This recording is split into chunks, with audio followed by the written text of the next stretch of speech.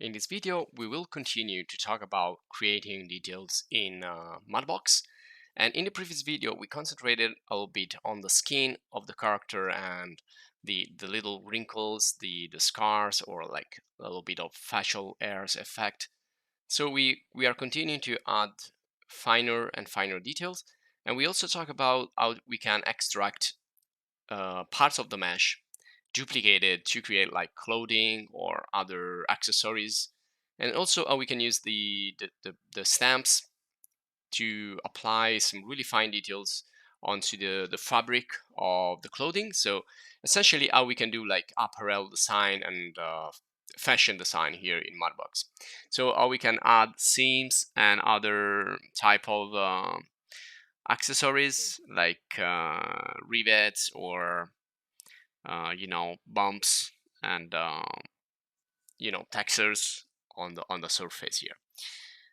So we're going to continue in this video to talk about how we can insert details and like graphics, which could be also like logos or illustration or some texture like for the skin or leather or other types of fabric, using again the stamps and the stencil and of course the other brushes.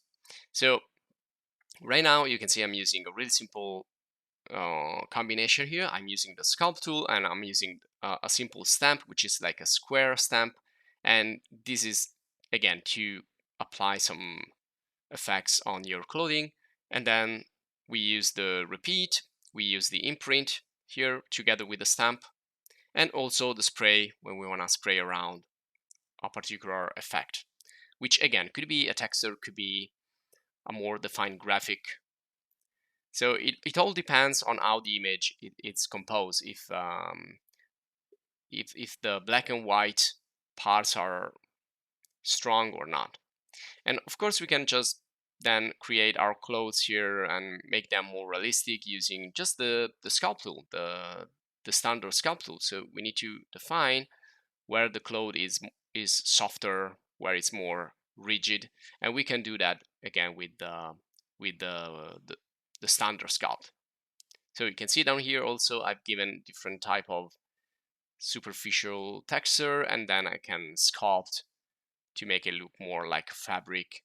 So just as usual, taking inspiration from reality and how clothes behave in terms of geometry, how they're like. You can use pinch also, you can use grab, you can use all the sculpting tools that we learned so far on the other lessons.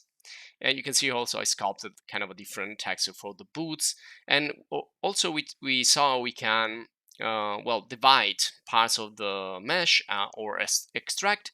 And also if you right click, we saw we can assign different materials. So right click and assign here, for example, a new MUDBOX material, and we're gonna talk more about materials later, but just to show you how you can do it so that you can test like different colors, different effects, and like not having the same exact color for each single object in your scene. So this is to differentiate a little bit, create some difference between surfaces so that you can like test it better.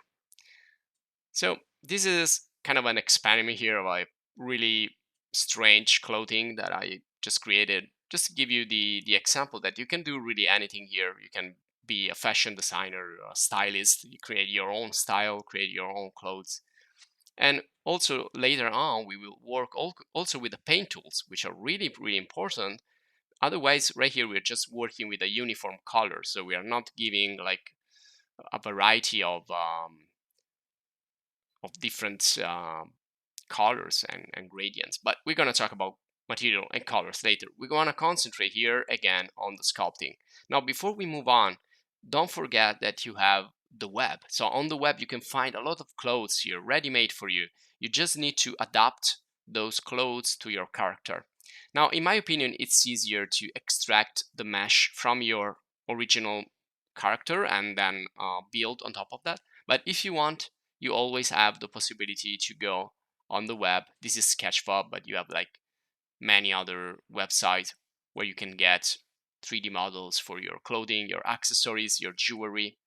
Now I want to talk more about jewelry in this video. I want to concentrate more on how you can use the stamps, but we're also going to see how we can use stamp and stencil also in clothing and on the character skin and so on. Now, stamp, we already saw that, and stencil. Now, stencil is really similar to the stamp when it comes to sculpting. It's a little bit different when we will paint with the stencil or with the imprint and the stamp. But essentially, what we can do is take any black and white picture, any black and white image that you find on the web, and you can use it as a stencil. You can use it as a stamp. Now, the white usually represents the presence, while the black represents the absence. And this is similar to alpha channel. Now, with the alpha channel in graphic design, we can define where the image is visible and where it's not visible. And usually the shades of gray represent kind of a middle ground, a middle way. So white, let's think about white like 100% and black 0%, and then you have all the other percentage in between with the grays. Now, also you can have a look here to the height maps. Height maps are similar to the depth maps, and they represent kind of again, not like a black and white situation, but like a shades of gray, and they represent like the depth that you can give to a particular brush or chisel, so you can sculpt with different intensities. You can also look for opacity textures. So we are starting to talk about texture. Now, texture usually is something that can be repeated many times. So when you look texture, usually you find these like patterns that can be repeated. And this is also, again, in other 3D software. So when you create materials, you will look for texture. Or you can look for something that you can apply just once, like a logo or any vector graphic illustration.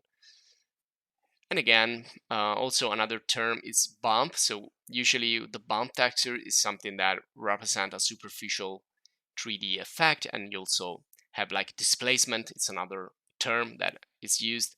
Now you can look for black and white images. You can also use colors.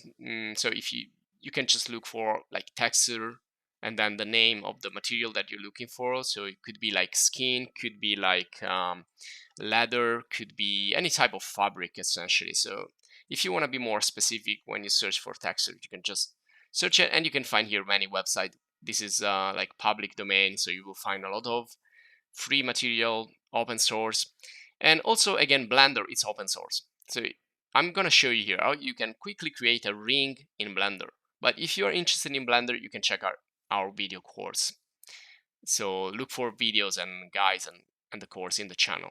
Now here I will just create a simple ring. So we'll create a cylinder, adjust the number of segments, adjust the height, adjust the radius, and then so I want to make it really small. So this could be a ring. I want to create a ring.